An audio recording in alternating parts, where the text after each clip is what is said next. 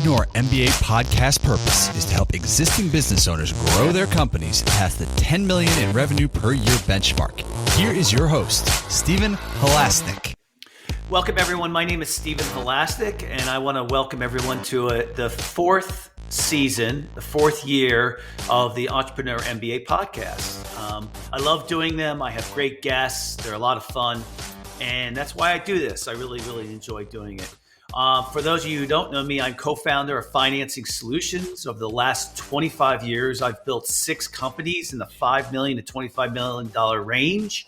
So you could say I know a little bit about business, and I can't tell you how important it is for businesses to have a line of credit so they can make an investment in their business or even for unexpected emergencies. And that's what my company does. We provide a line of credit program that is easy to get in place, inexpensive when used, and costs nothing to set up, making it a great cash backup plan. And I'll tell you from personal experience that I've used my line of credit that I've had over the years, and I can't tell you how valuable it is. And now it's a lot easier to get one in place than it used to be through our company. If this is something you're interested in, please feel free to visit us at fscreditline.com, FS as in Financing Solutions, creditline.com, or give us a call at 862-207-4118. If you apply today, we will even give you a $250 credit on file. Just remember, the time to set up a line of credit is before you need it, not when you need it. Today, I am very excited to be speaking with Shobhit Khandelwal from Minoan Experience. Shobhit is an entrepreneur, product and growth strategist. He builds data-powered products to help companies grow and deliver on strategy and execution. Currently, he is co-founder of Minoan Experience, an innovative native retail concept. Minoan makes it easy for consumers to purchase products that they have tried and loved during hospitality experiences. He's raised $5 million in seed funding from Excel Ventures. He also owns a boutique retail analytics and data science consulting firm called Skylabs.io and invests in other upcoming ventures. Shobhit previously led product and data science teams at Citigroup, Jet.com, Walmart, and Evernote in New York and San Francisco after finishing his master's from Columbia University. He was an early employee at Jet.com and led the retail analytics team, later acquired by Walmart. Shobhit, welcome to today's Entrepreneur MBA podcast. Well, thank you for having me over here, Stephen. Just to correct one thing, my boutique consulting firm's name is shiftlabs.io, not skylabs.io. Okay. Gotcha. Okay. So I'm very sorry about that. That's cool. Today we're going to be talking about, and it's going to be kind of a topic that's going to move in and out of both marketing and data. Really, we're going to be talking about privacy and impact on marketing for business. So we're going to be talking about marketing. We're going to talk about privacy. First off, let's talk a little bit about what native retail is, because I haven't heard that term before.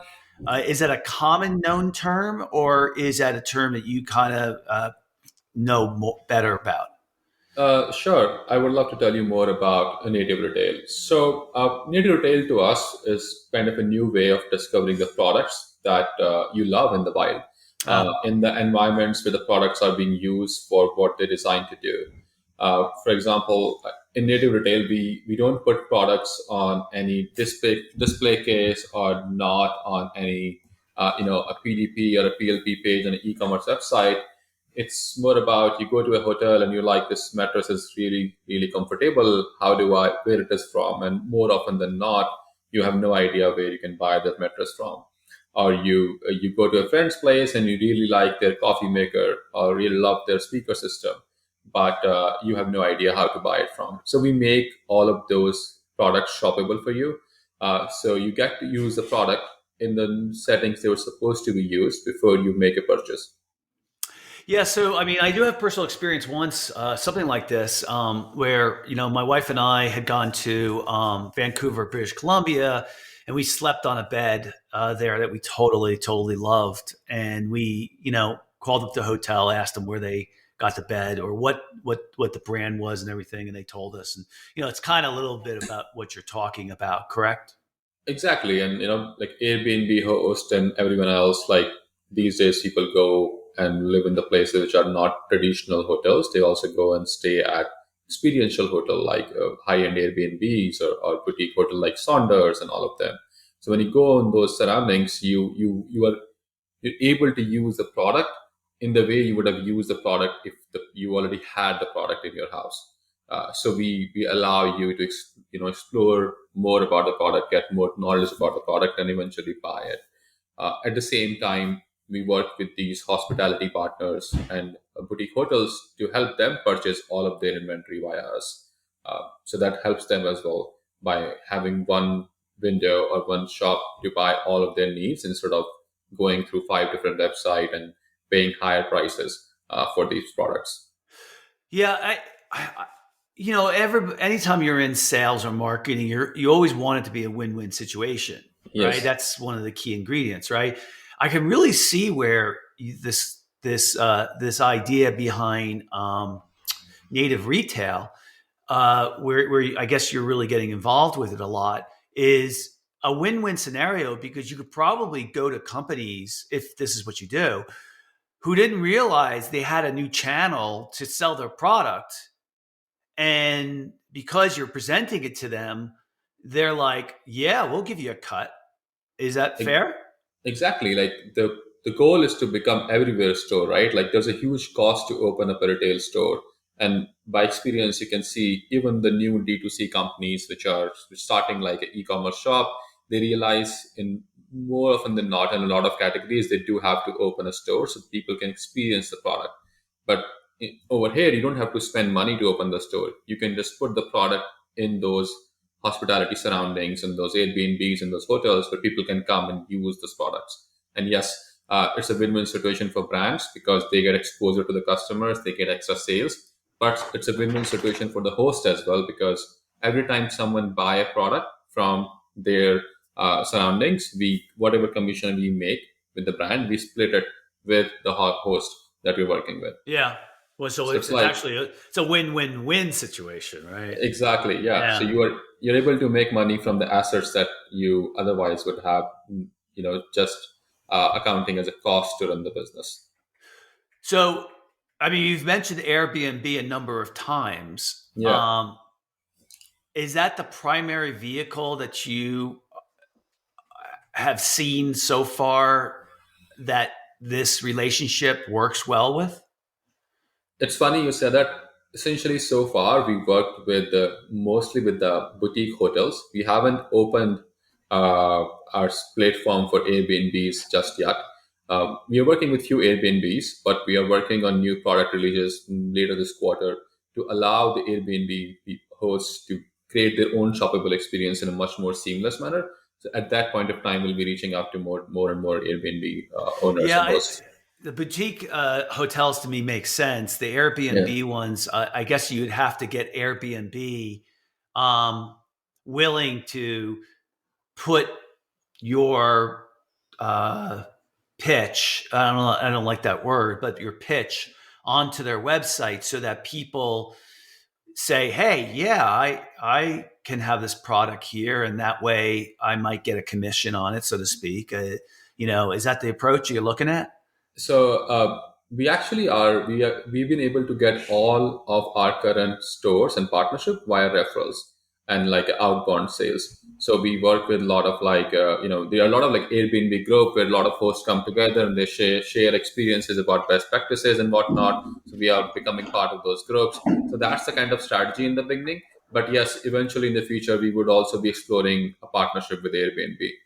Gotcha. Yeah. So cool. I get it. I like it. I mean, it's really. I guess you got to be worried about scaling, right? Whenever you take $5 million and I'm not sure what series round you're in, but probably farther along. you got to be able to show great scale in this. And are you finding that companies that are out there are just not aware of the opportunities that selling their products through these other channels, that they're not aware of it, or um, they're aware of it but they just don't have the time to do it? So here's the thing, right? It's a combination of time and expertise. So my co-founder, who's also the CEO of the company, Mark, and I, we both worked at retail companies like Jet.com and Walmart. I was leading the data and product team. Mark was leading a category, managing a $300 million business for Walmart, which is like a big business from outside of Walmart. But within Walmart, is still small scale business. The problems that we saw is like a lot of time retail companies, they're already trying to solve their omni-channel problem. Means they're trying to solve for how do they sell things in store versus how do they sell things online.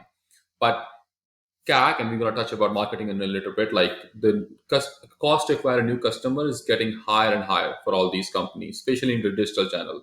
Thanks to new privacy rules coming from Apple and whatnot, you don't get the same efficiency you used to be able to get when you were running an ad on Facebook or Google or somewhere else. So in that case, we come in where we provide them an extra channel instead of they going and spending money on digital channel without knowing the attribution, or they going and spending money on a billboard outside of Times Square and not knowing if Shobhit saw that billboard or not, Stephen saw that billboard or not. We're providing them a new channel so they can expose their products to the customers in the way they should be getting exposed to it. On the other side, these hospitality partners, and there are a few companies which tried doing something similar, but they tend to move more towards sampling. We're not trying to become a sampling platform. We are like a seller of record for everything that we sell and partner with all of our host partners. And these companies, they lack the retail experience. We know what it takes to build a really good retail company. And what we are doing is we combining that experience with hospitality setting to provide this a new way for the customers to shop, and also for all these boutique hotel owners or Airbnb owners, and eventually our goal is to become everywhere store. So like you being able to buy things from your gym when you go and try out an equipment there, or you being able to buy that bottle of champagne that you had in a restaurant, and all of it coming and delivered to your place. These people, they're good at hospitality, but they don't want to get in a hassle of managing a retail business. We providing them that expertise with that, and them being able to make money of it instead of worrying about operations. On the other side, the retail companies, they are getting exposed to a new channel without having to worry about like how am I going to get into all these Airbnbs or all these boutique hotels. As you mentioned in the beginning, it's about scale. The more properties we have available, the more spaces we make shoppable, the more scale we get, both from the brand side, also from the the eventual like the host side. Let's say win-win-win. It's like a three-pronged marketplace that we're trying to go after. Yeah, a big part of this podcast is to help business owners build their companies, right? So, here's an example where I kind of want to dive into it, because Yep. for 3 years, I looked at, I was an investor looking at deals, people are much more familiar with this now because of Shark Tank, right? Yep. But angel funding, venture capital, those type of things. And I was one of those guys, where I kept looking at companies and seeing if I wanted to invest in them. So in order to do that, what most people don't get is that is if you're getting angel funding or venture capital, Yep. angel funding comes first, venture capital usually comes next, friends and family comes first. But people are willing to give you money if they can get, the golden rule is 10 times the amount of money they put into it, or when a VC comes in, it's because they can either go public with your business, Yes. you can sell the business to somebody else, or they can combine the business with some other people. And so, I'm a little bit surprised that this is the company that you're working with that funded you is a VC, correct? Yep. So how long have you been doing this now? So we started working on this earlier last year, so beginning of 2020. We raised a pre-seed round at that time, and we just closed our seed round in November of 2021. So it's Okay. been like 2 years since we've been working on 2 this. years. Yeah. And have you pivoted from the original idea or no? Actually, no, I think it's mostly about the focus. So in the beginning, we were trying to focus a lot on the B2C conversion. But then, like what we realized, in order for us to improve the B2C conversion, it's all about scale. So scale comes from getting into more and more spaces. So our focus has shifted a little bit, but our business model has not pivoted. So it's all about like, we need to do the three things. What are the things that we attack first so that we can do that second and third thing in a much more effective manner? So typically you pivot because it's not working. Yep. So if the fact that you haven't pivoted yet either means, a couple things. One of them is it means that you're still giving this time, or it means that it's working, it's cash positive, so to Yep. speak, right? Um, uh, so is the whole idea working really well? It is working well right now. I think the one thing that we have to work a lot more on is like, how do we make sure that when people like you and me go and stay in those hospitality setting, they get to know about the products that they can buy. So that's the one piece of the puzzle that we're trying to focus more on and solve.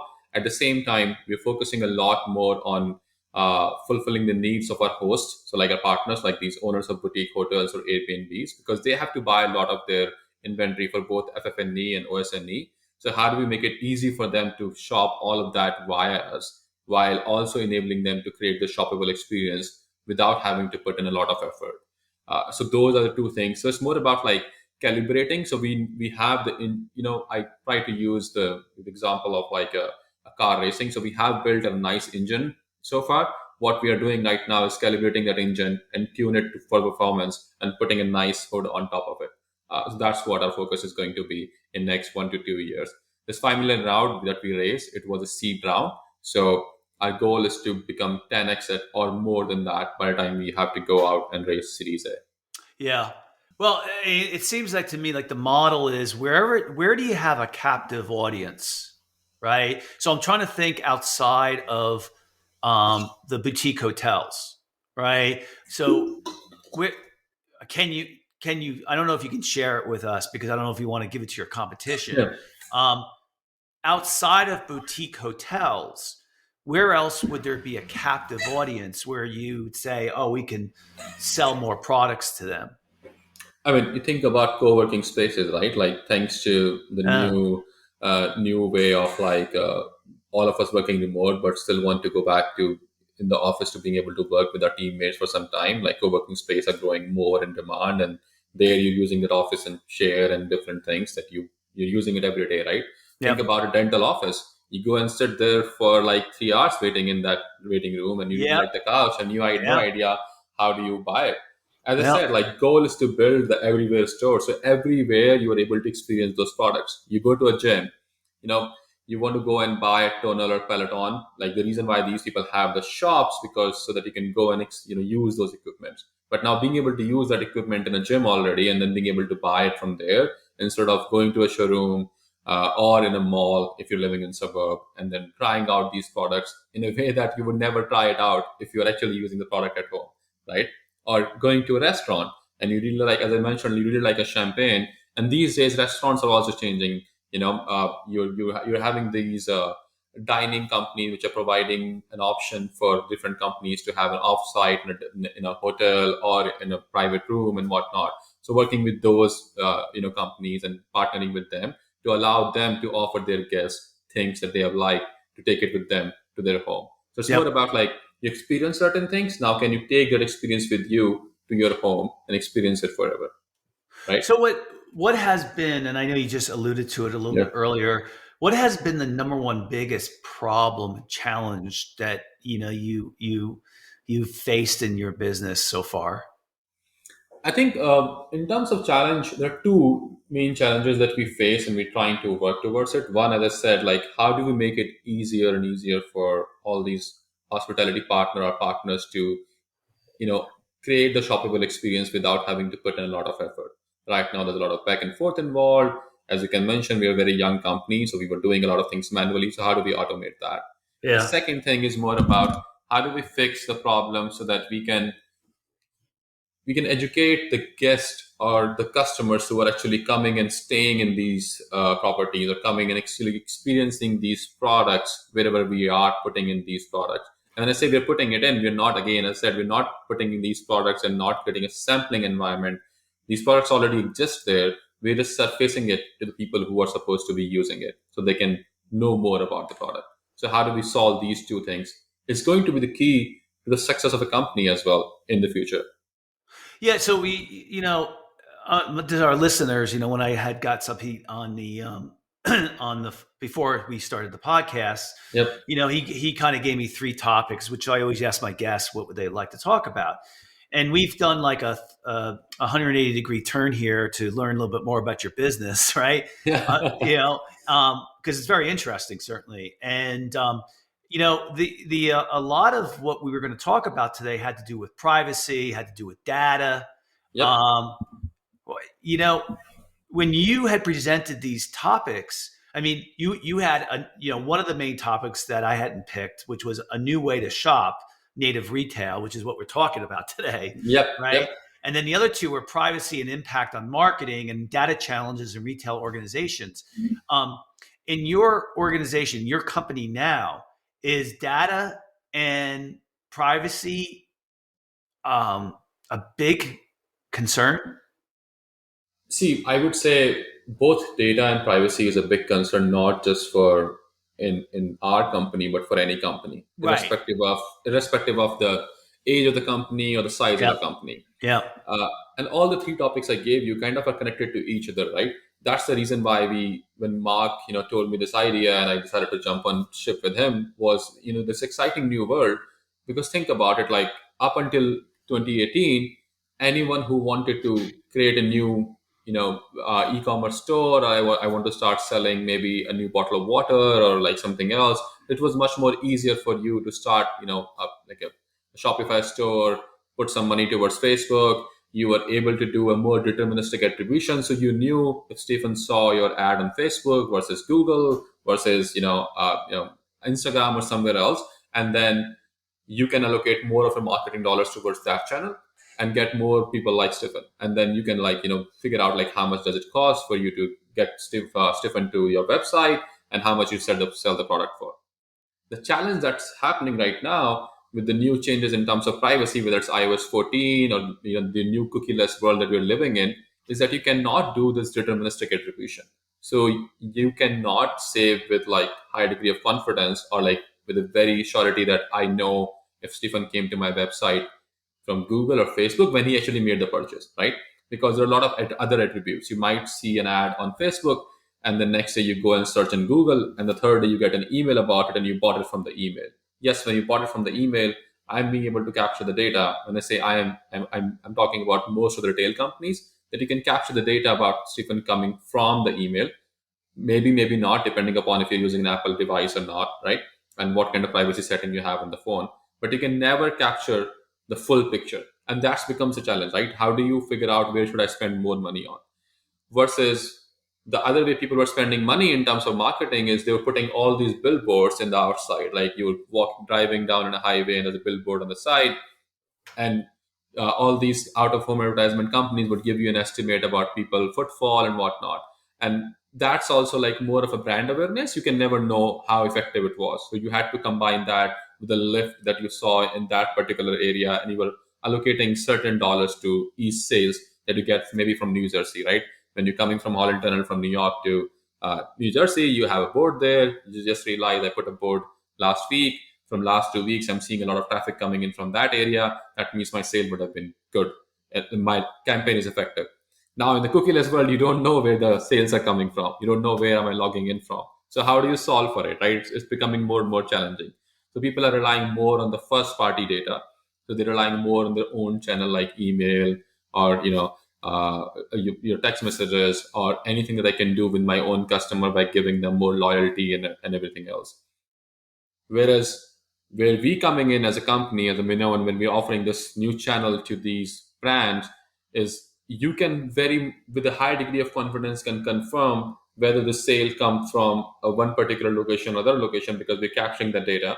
Email is what we use and you're living in a hospitality setting, and with the permission of guests, if we capture the email data, we can actually eventually build out a more deterministic attribution for all your marketing dollar that you would give to us. And you're not even spending money on marketing, right? You're just giving us a product at a discount, which we're giving to the hospitality partner again at a discount. So you need to start thinking about it as not as a discount, more as a marketing dollar that you have to spend to get exposure to more and more users, right? So that's why, as I said, like they all are very connected. Like CACs, the average CAC has gone up by at least 15 times. Like average cost to acquire a new customer on Facebook or Google have gone up by 15 times in last year and a half itself, right? So Yeah. how do you build a more sustainable business just by relying on the Google and Facebook ad if you're starting a new brand today in the retail Y- space? Yeah, I'm gonna be honest with you, and I don't know if you heard this before. And hey, listen, I'm just a Yeah. small business owner, right? Um, Native retail. I wish it's challenging when you have to explain a concept. And native retail to me isn't the most obvious. You know, I am, trying to. I don't mean it's just an observation. That's what I'm trying to Hmm. say. The name native retail. It's almost like remarketing retail. Something like that. Something. Anyway, have you ever had anybody comment that the idea that this term that you're using, native retail, is a challenge to understand? I I mean, would when say you yes. explain when you explain it, I don't have any problem with it. But 100%. And like, uh, as I said, like with this new funding round and all that, we need to educate people more about what do we mean by native retail? What do we mean by yeah, and my concept, Minoan? right? My concept is if you have to explain it, it's not the best uh, terminology. And I 100%. I'm just all I'm doing is I'm curious. That's all. Yeah, yeah. I'm curious. So now, so it sounds like to me like we used boutique hotels as a good example, but your model is very well built to be on websites and other forms of media. And I agree with you. I mean, like when I first started Financing Solutions, well, my business partner and I first started 11 years ago. Um, Google was the best thing since sliced bread for getting us clients. Yep. We were like, oh my God, we've hit the mother load. This is like, we turn it on when we want new clients and we turn it off. And we had like an 80% hit ratio. It was like amazing. And then Yep. 6 months later, all our competitors found out about it. And then over the next 3 years, our cost of acquisition of acquiring a client just kept going down and down, or I'm sorry, up and up and Up up and and up. up, right? To a point where we can't do it anymore. It's too expensive, and the returns that we get are not good. And everybody is saying that across the board. And I guess in fairness to Google, they're like, people are paying it, So even though if I get out, there's other people who are willing to pay the money. So S- I mean, it's funny you say it. Like, the way I think about Google search, it's more like going to a shopping mall, right? So when you're buying an ad on Google search, you're just buying a shop in a shopping mall, and your neighbor can also sell the same thing that you are selling. So in that case, the challenge becomes is like an old age theory. If you're gonna sell things for $10, if your neighbor is selling for $8, and probably as a customer gonna go to your neighbor, and the next one starts selling for $7. In all the things, people are losing money are probably you and your competition, but the mall owner always making money because he's collecting that rent, right? And probably he's gonna start collecting more rent if he can drive more traffic to the mall, right? By opening up. Maybe a nice cinema there, and we all have this anchor tenant which drive people in, and then because of that you can expect a lot more footfall, and you can collect much more rent from other tenants. So the same concept applies to Google as well now. Is whenever any company, and as I mentioned, I do run a boutique retail analytics and data science firm as well, and we do advise a lot of retail companies, mainly like omni-channel companies based out of states and Canada. The challenge that they face is every time they keep on spending more and more money on Google ads, which is fine, you can get more and more sales, but it is very tough if you're already targeting Stephen, who's already a customer with another Google ad. So were you not better off by sending him an email with an offer which might be more lucrative to Stephen instead of giving an off, ad to him on Google. And that way you can build that loyalty and you can bring back Stephen in a much more cost effective manner, which is a win-win for both you and your customer as well. So how do you solve for that? That's the key. But more often than not, companies just want to put, it's like, I'm going to put the pedal on the gas. I'm going to get more customer in and eventually they will convert. I'll worry about later about their, whether or not I acquired a customer who I could have acquired otherwise from other channel or not. I'm just Yeah. focused on my sales.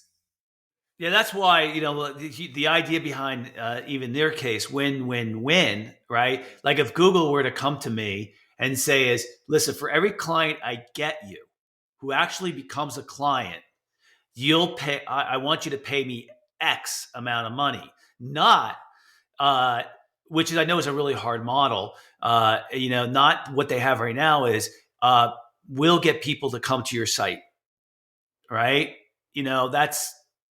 That's just not doing in my industry. It's not working for us, right? So like I tell this to SEO companies Yep. that are like trying to win our business, and I say to them, um, I will. How about I pay you for conversions? So Yep. if someone fills out an online application with us for a line of credit, I'll pay you X. If somebody, and I'll get to my point, but if somebody becomes a client, I'll pay you 2X.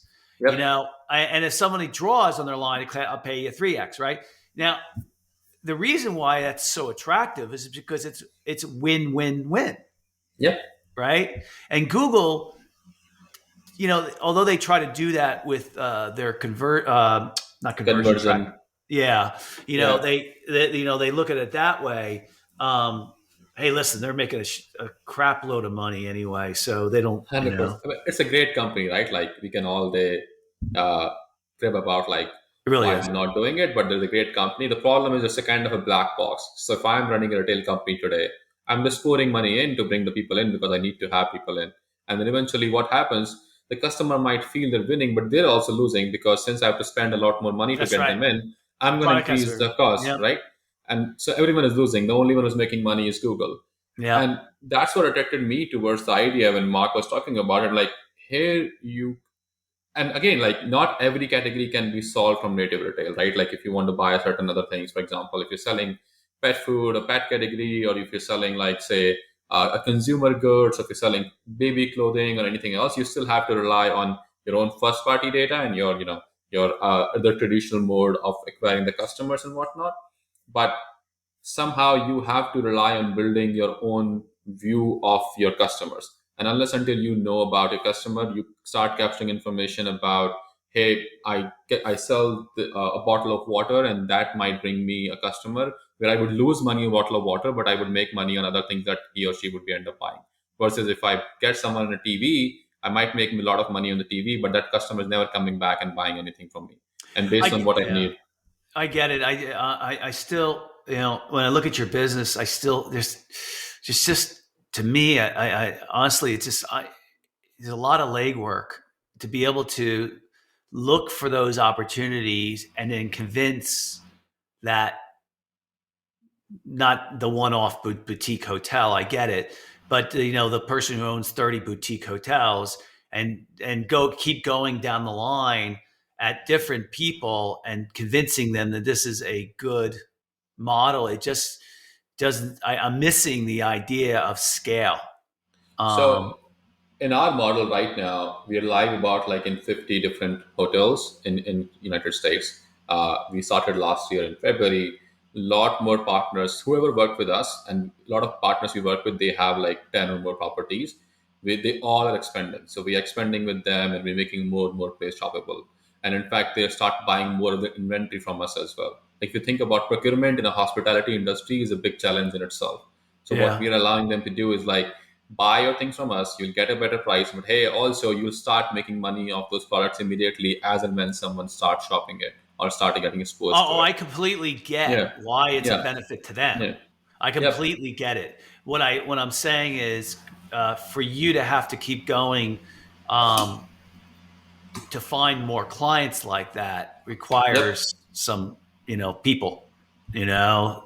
We do have I believe like both Mark and Sage, who's our head of PD, they're pretty capable of like so far being able to reach out. But that's why we're trying to focus on a lot of these like high end Airbnbs and whatnot to become part of those group.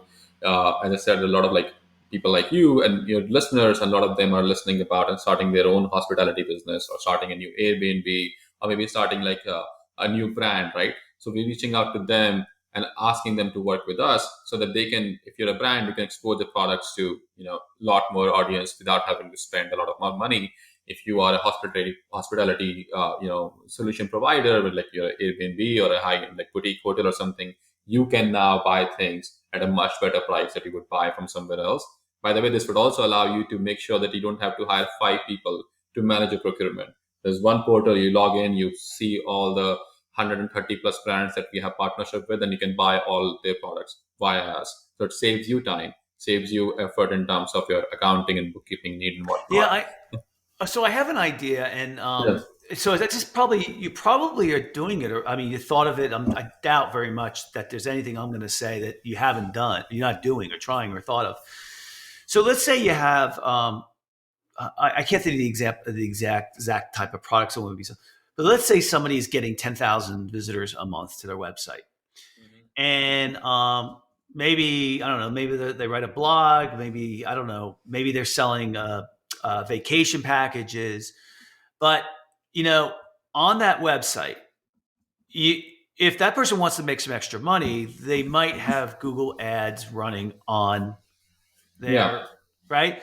The problem with Google ads is that it's not, you can't pick, I don't know. I shouldn't say this because I haven't really like done this with a website because our businesses are B2B. But but you can't say, oh, these type of products that I want to show on my website match well with why the consumer would come. Like, so for example, if you are a vacation, if you sell vacations, Hmm. then maybe having luggage on your website would be a nice fit, right? So I could see where your company would be able to allow people with those type of websites to select from a list of products that they know would go well with the people who are visiting their website. Is that something that you guys had thought of already? No, and that's not something we even want to go towards. Like the idea is like we want to allow you to experience the product as a guest Oh, before you buy it. Otherwise, oh, otherwise you've just become another digital channel, right? There's nothing oh, wrong about it. There's a lot of value in it, but then you see a lot of high return rate and whatnot. Like how many times you order a bed and you're like, I hate it. Now I want to yeah, return it. yeah, And then yeah. if you return it, then there's an extra cost for the company to take a return. Sometimes it's an extra cost for you also as a consumer. It's a lot of headache. So how do you remove it if you can just go and try out the product? And frankly, no matter how many times you go and sleep in the sleep county or any other mattress provider you're going for, you can never get a feel unless until you go and sleep on that mattress for 2 to 3 days, right? And what better place than like a next stay or vacation you're taking anywhere. So that's the kind of philosophy that we have I towards get the it. business. And so it's an interesting problem. And that Yeah. is, so I get the culture of your company because you just stated it. You want Yep. people to be able to experience something firsthand Yep. before they buy it. So, but, and then maybe there's other companies that do this, but the way I originally viewed your company was the being able to work with a captive audience, and that's really not what you're looking at. But my idea of having a better Google Ads uh, is not a bad idea. It is not, but the reality is like Google is already when so example like when you're working with Google on your website and you say, hey Google, start showing ads to my thing. There are two ways you can make money on a website. One is an affiliate model when you work with different companies and you start showing their ad. And you already know about your audience because you know what you're writing about. If you're writing about finance and business, in your case, you're not going to expect someone to come and read about furniture on your website, right? You're not going to expect someone to read about baby clothes on a website. You expect people to know more about their finances and whatnot. So you might be putting an ad for some financial product like a QuickBooks or Intuit or like a Zero and whatnot. Versus, and Google already does it. or you work with Google, and Google already know what kind of audience you get it, and they will show the Do ad of they? that thing. So good. So are you able with Google AdWords? It's AdSense, right? Google Yeah, AdSense, not AdWords. Google anymore. AdSense. Yeah. Are you able to select the products or industry that you want shown on your website? You can select the industry, but you cannot select the product. You can give an idea about what kind of industry you talk about, but Yeah. Google, the search engine, over the period of time, they learn and they know more about, based on the conversion and everything else, about what kind of product people like more on your website, right? Yeah. Because you need to Yeah. have a certain level of traffic before Google would start showing you the ad. And with that, they're already capturing the information. The problem in that sense, though, and it's a good channel, don't get me wrong, like having an SEO model and whatnot. But again, for brands, again, spending a money, a lot of different things. When I'm a brand and I'm spending money with Google, it's tough for me to know, okay, first of all, where am I getting the customer from in the new world, in privacy world? Plus, it's becoming more and more expensive. And then more often than not, I get into this return problem. We had a very big holiday season just now, and now the news coming in like FedEx and all now having a big holiday season again because the number of returns and number of returns are going higher just because people are not able to use the product thanks to Yep. pandemic and everything else as well. Versus in our model, we have seen less than 1% return so far for the last 1 year of operation that we are been working with. Like less than 1% of return is amazing. In fact, on B2C side, on the consumer side, we never saw any return. People love the product; they always bought it. No one actually came back to us and asked us like, "Can I return the product or not?"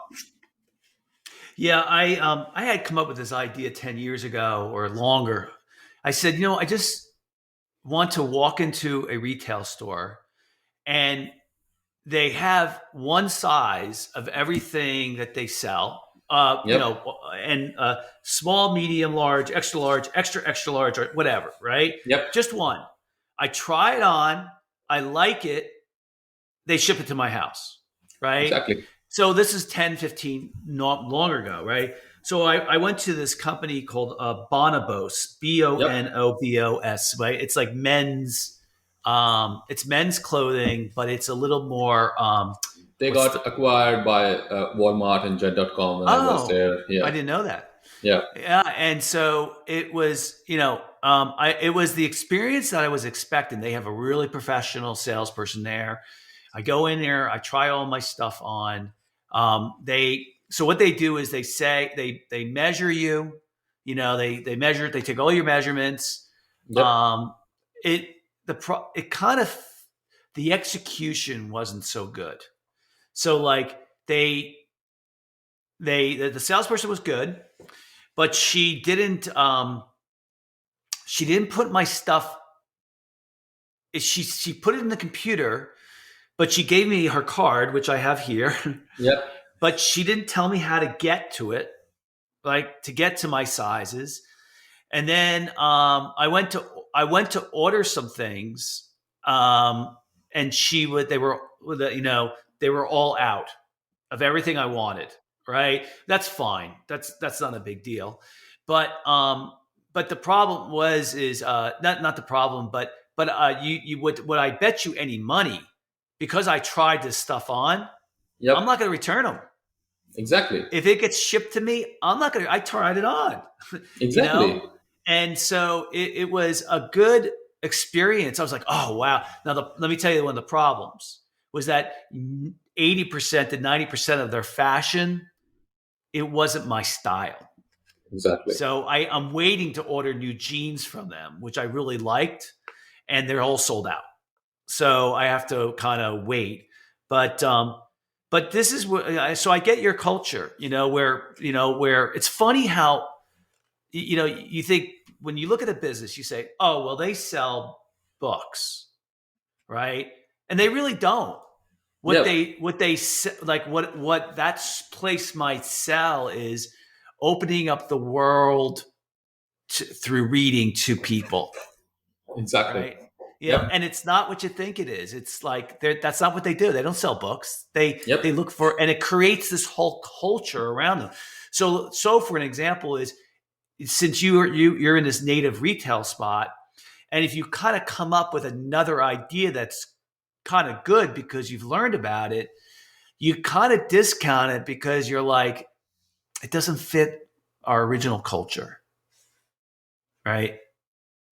The way I think about it, like whenever you are working for a company or building a company, you need to have one North Star metrics and one goal, right? So you don't have to have a blinders on, but you need to have at least focus on. And Yes. you pivot if you think that thing you set to work on are not working, right? But when you see it's working, and if you don't believe in the idea in the first place, then you are just like trying to create something and someone gave you money. Now you're like, okay, I'll do something. If this doesn't work out, I'll do something else. Versus, and that you might do when you're a pre-seed stage, right? But once you get to seed stage, you have already proven some sort of a business model. Now you need to put like more gas and expand it more and more. In that time, you might put pressure on one part of the business more than you put on the other part of the business based on what will give you more growth and more lever. But if you start trying out 100 different things at the same time, you will not be able to excel in anything. And that's true for a company, for any employee that you hire for a company. If you give him or her like 10 tasks instead of giving them like two things to focus on, it will always turn out to be a disaster. Like look at Amazon, right? That's the one company I admire the most, at least in our current time, the kind of different things they're able to do. But when you start reading it, now it seems like, oh, they're doing everything together. But if you start doing it, they did everything sequentially. And eventually they get to a scale where they could do multiple things in a parallel fashion. But Yeah. in the beginning, if they would have done all things in parallel fashion, I bet you they would have failed.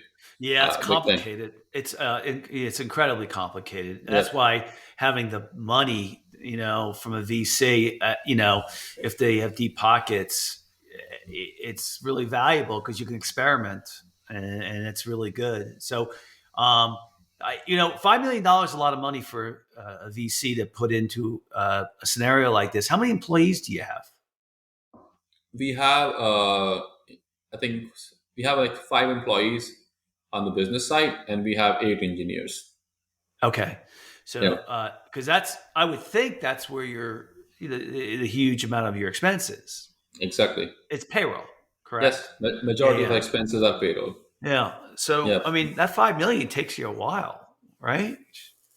You know, you gotta, So we're trying to hire more across the different teams. We're looking to hire head of operations. We're looking to hire on a product and tech team, and obviously we'll be spending a lot more money now towards the marketing and educating people, so that when they think about native retail or when they see the product anywhere, they think of Minoan.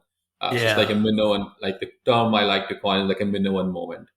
You go in a place and you see something and you wish Minoan is there to work with you. Like yeah, become that term similar to what Amazon is to e-commerce or Google is yeah, to search. You don't say yeah, search it, you say Google it. So yeah, similar to that, you go in any place, yeah. whether it's a hotel or somewhere else, you say let's Minoan it. So you can explore it, you know what the product is, and you can get it delivered to your I home. get it. I get it. Yeah. I completely get it. Good. Well, it was a fun discussion. I liked learning. I haven't done this angel funding, this VC conversation in a long time. It's not, I ended up not funding any companies in 3 years. We looked, my business partner and I looked at hundreds and hundreds and hundreds. In fact, I had started my own a presentation group where we had companies coming in. I'd have 50 people with money listening to the presentations. And then, we came across this idea of providing lines of credit to companies, which is, we use our own money. So, it wasn't really, we didn't go in, we didn't like what we were seeing, quite honestly, Yep. with the businesses that we were seeing was, the golden rule in angel funding is you have to invest in 10 companies and you have to hope that one of them pays off. And a Exactly. lot of a lot of people I know lost their shirts doing it. Yep. And honestly, we would have invested if we found something that we had really liked. We went pretty far with one company, and then there was something we found out that we didn't like about it, and we stopped. And that was the end. It was very good conversation, very interesting. I'd like to thank so very much Shobhit Khandelwal from Minoan Experience for coming on to today's podcast. And, you spell Minoan, Minoan. And if you like today's podcast, please feel free to share it with a friend and also subscribe on your favorite podcasting app. And of course, if you're looking for a line of credit for your business, you can call us at 862-207-4118 or visit our website at fscreditline.com. That's FS as in Financing Solutions Credit Line shobhit.com. Shobhit, if people want to get in touch with you or your company, how would they go about doing that? So you can find me on LinkedIn. My name is Shobhit Khandelwal. And if you want to know more about the company, you can go to minoanexperience.com. It's Minoan experience.com. And you can submit a form and we'll reach out to you within one day. I'm also available on Twitter. So if you want to, send me a message, you can send me at Shobhit_CU.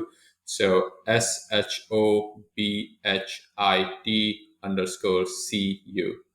Well, Great. Stefan, thank you so much for having me here. I really enjoyed our conversation. Yeah, it was fun. I wish you the best of luck. It's an exciting time. I know you've been successful in other stuff, so that's nice to have a track record already. And I'll be interested to hear what happens. And if you get a chance and you remember me down the road, maybe drop me a line. Let me know how you made out. I'd be very curious.